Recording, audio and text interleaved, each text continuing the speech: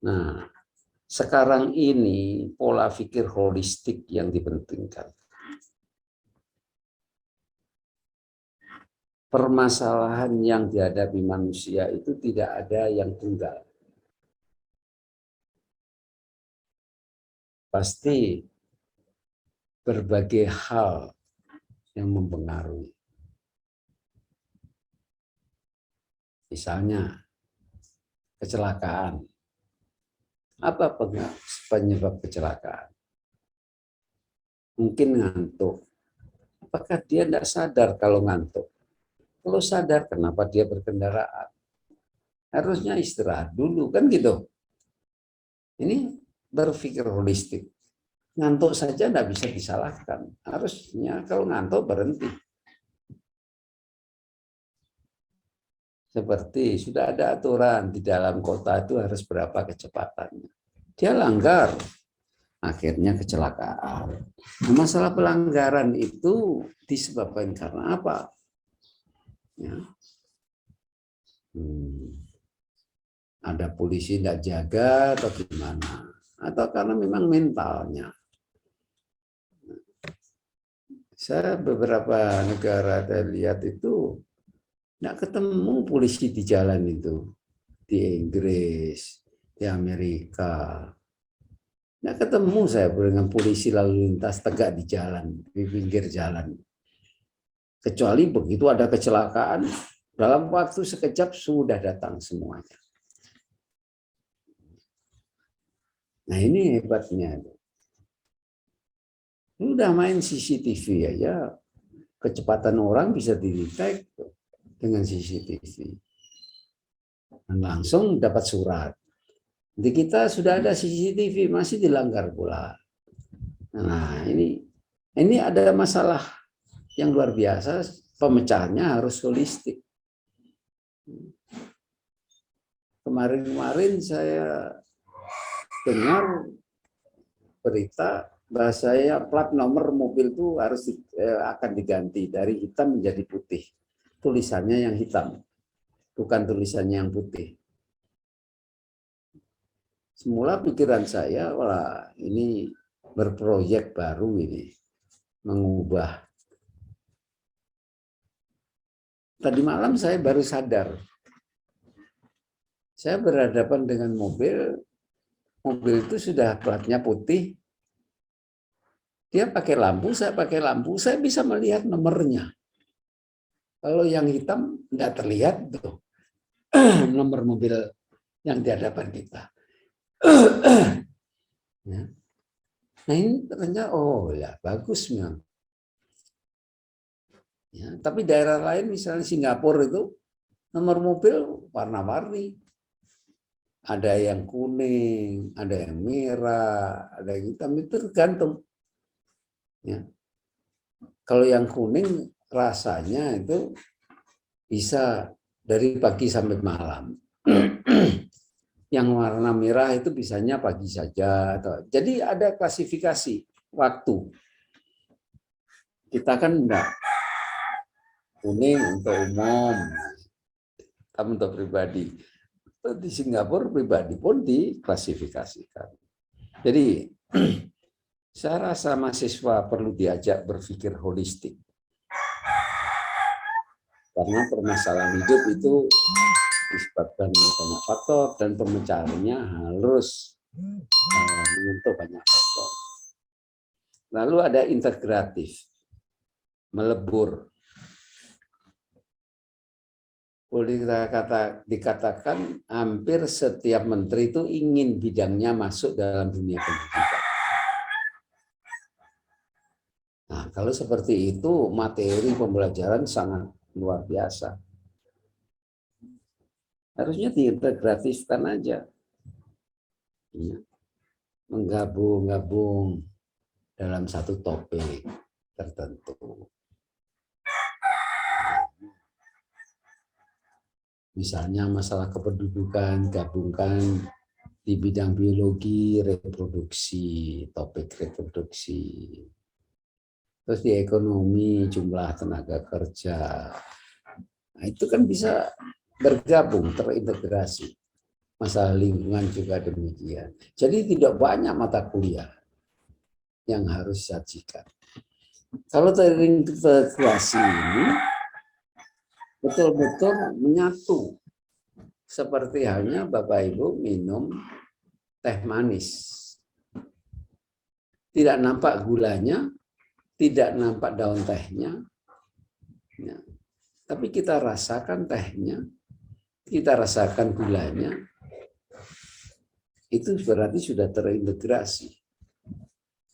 Nah ini yang penting, karena banyak sekali ya materi yang kadang-kadang tidak perlu mandiri. Nah saya ini termasuk orang yang tidak suka 2 mata pelajaran waktu SMP. SD SMP. 1 geografi, yang kedua sejarah. Karena sejarah itu orientasinya remembering aja. Misalnya perang di Ponegoro itu tahun berapa sampai berapa. Imam Bonjol itu berapa sampai berapa. Suruh menghafal itu semua. Saya paling tidak suka menghafal. Sehingga bosan saya. Apalagi geografi. Jarak antar kota harus hafal. Lalu gunung A ini tingginya berapa? Gunung B tingginya berapa? Waduh, seluruh dunia peta buta. Hanya ada nganu saja, tulisan gunung ini, gunung ini, gunung ini. Nah, suruh hafal tingginya berapa. Di mana itu? Aduh, paling tidak suka. Nah, saya pernah mengenalkan diri saya di anak SLTA di Amerika. Saya bilang, I'm from Indonesia. Hunus Indonesia. Wah, setengah ruangan itu menunjuk tangan semua. Saya tunjuk satu. Where is Indonesia? South Africa, katanya. Wah, Indonesia di South Africa. Satu lagi saya tunjuk. Timur Tengah. Tidak ada yang betul. Nunjuk tapi tidak betul. Semangat nunjuk. Hebatnya itu kalau mahasiswa luar ditanya itu wah pada nunjuk jari. Kalau kita kan pada diem aja. Kemudian akhirnya daripada saya jelaskan lebar-lebar, saya suruh please take your map. Punya itu map semua. Open your map.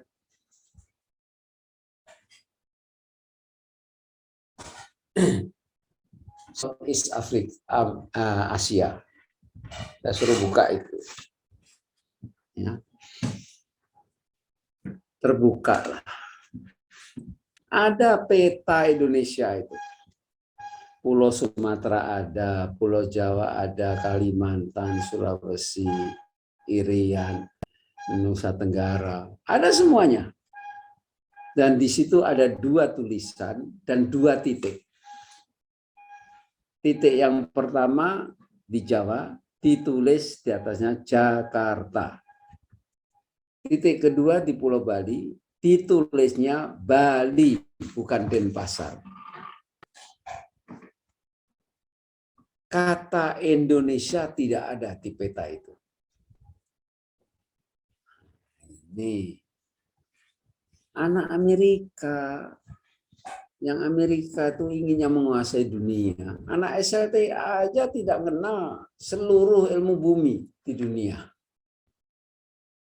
Yang kita harus hafal pula jarak antar kota, tingginya gunung, produksi di kota ini apa. Waduh, inilah.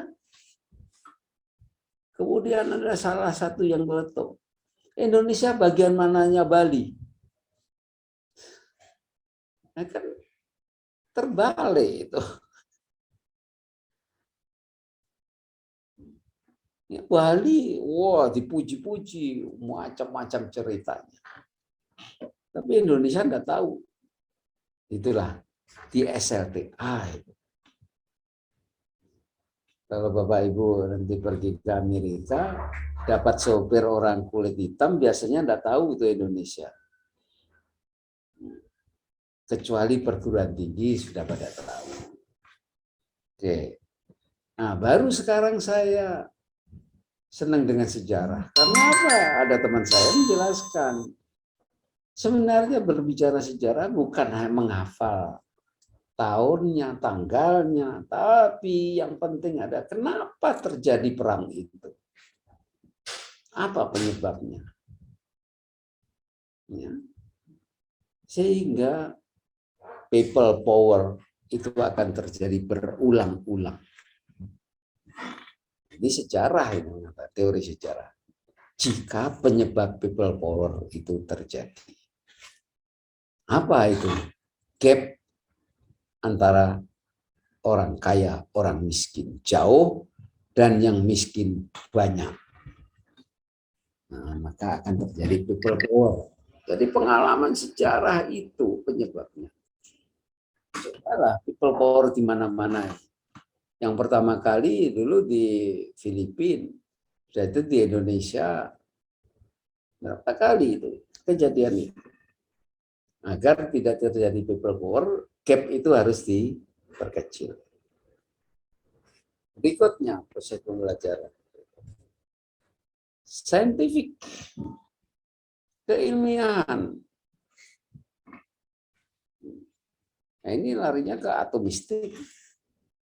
Tapi sekarang sudah mulai ada ilmu yang holistik, scientific. Ya, environment science.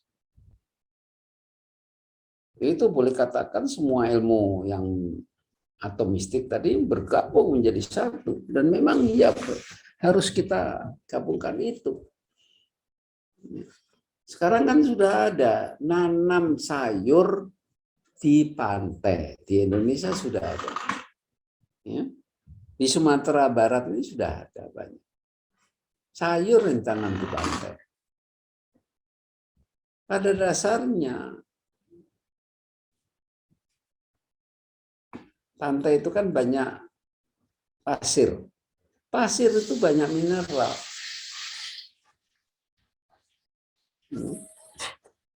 Tanaman itu kan makan mineral, bukan makan tanah. Hanya di pantai itu, kelemahannya adalah tidak ada air. Di pasir itu tidak ada air. Jadi kalau dikenangi air, nah akan terjadi ya. Gimana caranya air bertahan? Nah itu yang dicari teori saintifik. Nah seperti zaman Nabi Yusuf ya.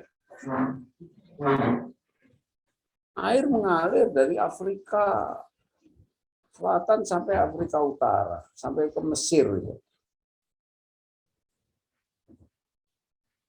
Air Sungai Nil. Tapi dia dalam. Lalu dibuat kincir air. Akhirnya air bisa dinaikkan. Itu kan Nabi atas petunjuk Allah. Sampai kini kincirnya masih jalan terus. Di daerah itu luar biasa. Alhamdulillah. Saya diberi karunia Allah sempat ke sana. Bahan bibit tanaman yang di sini suburnya di luar biasa dan terkenalnya memang dari sini, yaitu mangga mana lagi.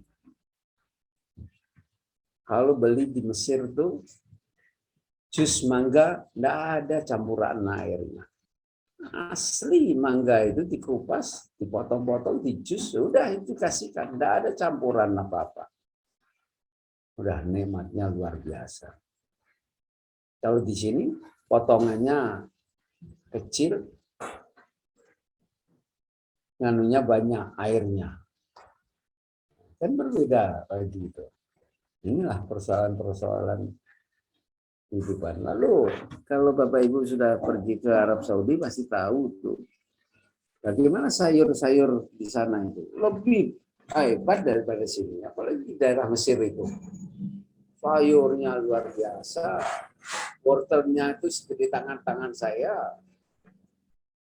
Sini wortelnya seibu jari ya, kecil. Nah ini saintifik, penting dikembangkan. Ilmu Bapak Ibu apa, kembangkan itu lalu kaitkan dengan yang ilmu lain agar bisa berkembang.